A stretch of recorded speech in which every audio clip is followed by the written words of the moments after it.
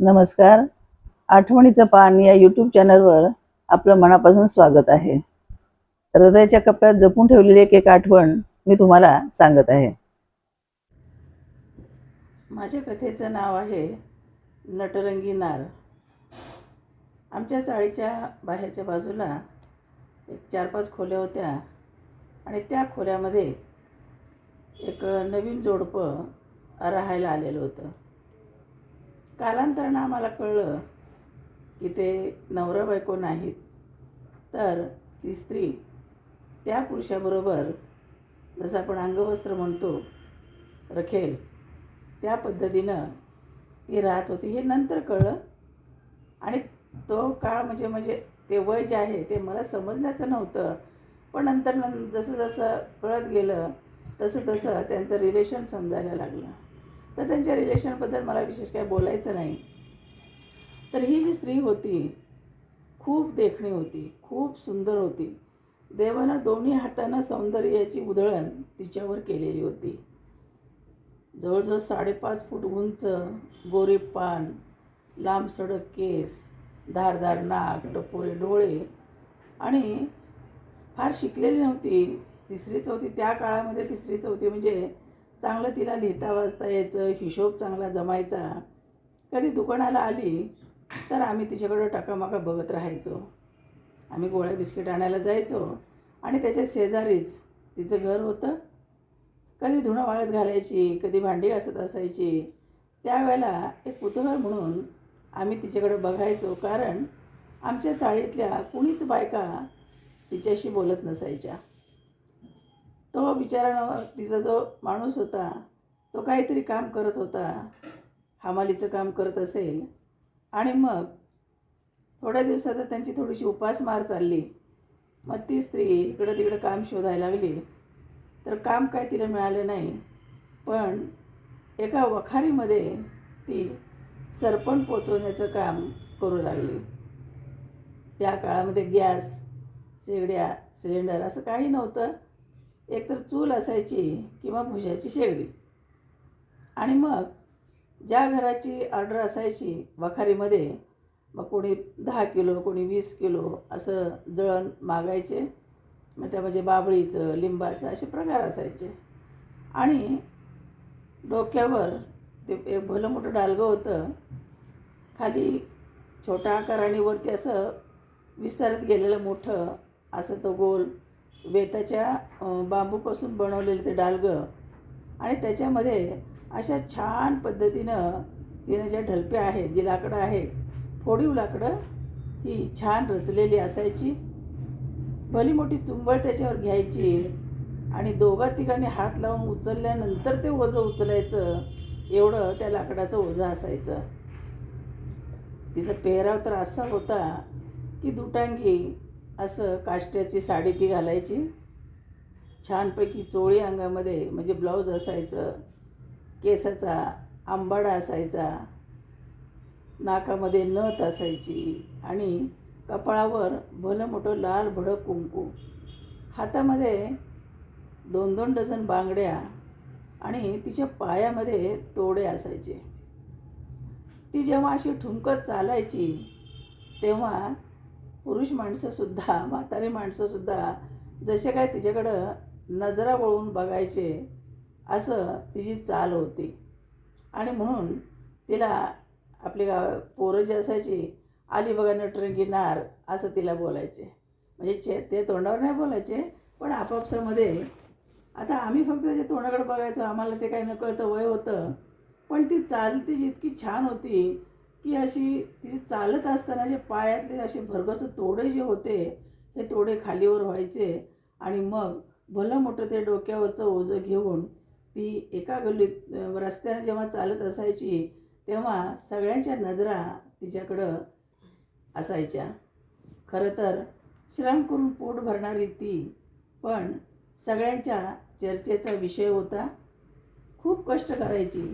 लांब लांबपर्यंत ती सरपण घेऊन जायची, ऑर्डर देत राहायची आणि मग येणाऱ्या पैशातून त्यांचा उदरनिर्वाह चालायचा. कालांतरानं काय त्या दोघांमध्ये बिनसला असेल, तो माणूस बेपत्ता झाला आणि बिचारी ती एकटीच राहायला लागली.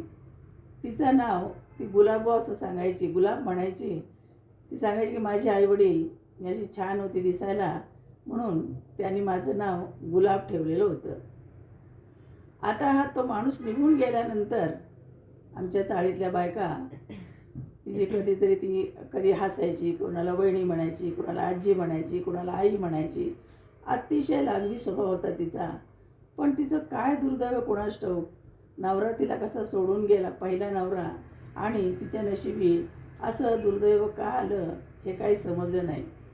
त्यानंतर हळूहळू आमच्या चाळीतल्या बायकांशी तिचा चांगला स्नेह जुळला आणि मग तिच्या जीवनाची जी फरफट झाली ती सांगत असायची. आणि मग ढसाढसा तिच्या रडायची, डोळ्यातून तिच्या अश्रुधारा वाहत असायच्या. आम्ही मात्र काय कळायचं नाही, पण तोंडाकडे बघत राहायचो. आणि कुठेतरी जाणीव झाली की ह्या स्त्रीला खूप दुःखाला सामोरे जावं लागलेलं आहे. त्यानंतर तिचं ते वागणं, तिचा जो पेहराव होता तो शेवटपर्यंत मात्र तसाच होता. आणि मग ज्या चर्चा होत्या, तो माणूस निघून गेल्यानंतर ह्या चर्चा थांबल्या आणि तिच्याकडं बघण्याचा एक माणुसकीचा दृष्टिकोन सगळ्यांच्या डोळ्यामध्ये उभा राहिला. सुरुवातीला बरेच जण तिच्यासाठी वेडे झालेले तिच्या मागं पुढं असायचे, पण तिनं कधी कोणाला भी घातलेली आठवत नाही किंवा कधी इतर माणसाला बोललेली कधी आठवत नाही.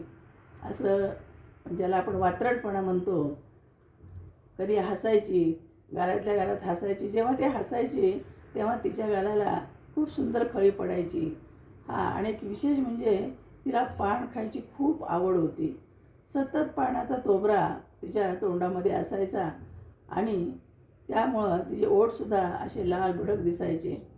तर अशी ही गुलाबो म्हणजे गुलाब जसजसं शरीर थकत चाललं तसतसं तिचं काम करण्याची ताकद कमी आली. आणि मग ती अधूनमधून कधी त्या मालकाला सांगितलं की मला आता होत नाही काम, मग कधी जवळच्याच फक्त जळण टाकायला ती जायची. लांबचं असेल तर ती जात नव्हती, कारण ओझं भरपूर होतं डोक्यावरती. आणि त्या डोक्यावर ओझं असल्यामुळं तिची मान जी आहे ह्या मानेमध्ये काहीतरी चमक भरलीचं निमित्त झालं आणि तिला ते मानेचा आजार सुरू झाला. त्यावेळेला तसं पट्टे वगैरे बांधण्याचं काही डॉक्टरांचं काही निघालेलं नव्हतं. आणि मग ती घरातला टॉवेल घ्यायची आणि त्या टॉवेल चांगला पिळा घालायचा आणि तो मानेला आधार म्हणून ती गळ्याभोवती बांधायची.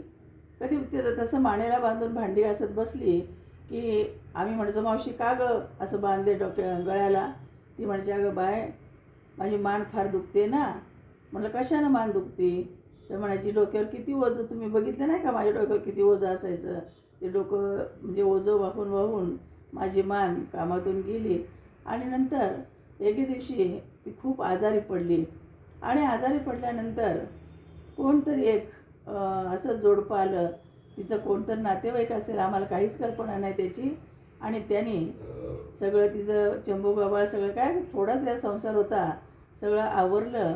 आणि त्या माणसानं जाऊन एक टांगा घेऊन आला. त्यावेळेला रिक्षा वगैरे नव्हते तर टांगे होते. आणि टांगा घेऊन आला आणि त्या बाईनं बहुतेक तिची दूरची कोणतरी नातेवाईक असावी आणि तिला ते घेऊन गेले. तर अशी ही गुलाब जरी इतरांना ती नटरंगी वाटत असली तरीसुद्धा तिच्या जीवनामध्ये फार मोठा हल्लकल्लोळ माजलेला होता. आणि अशांत असं जीवन होतं तरीसुद्धा चेहऱ्यावर हसू आणि कष्ट करण्याची जिद्द तिच्या अंगामध्ये होती. नशिबानं काय तिला साथ दिली नाही आणि अशी ही गुलाब आमच्या गावातून कधी निघून गेली, नंतर परत कधीही न फिरकण्यासाठी. धन्यवाद. कथा संपली पण आठवण राहील. पुन्हा भेटूया अशाच एका नव्या आठवणीसह. व्हिडिओ आवडला असेल तर लाईक, शेअर आणि कॉमेंट करा. चॅनलला सबस्क्राईब करायला विसरू नका आणि प्रेम देत राहा. धन्यवाद.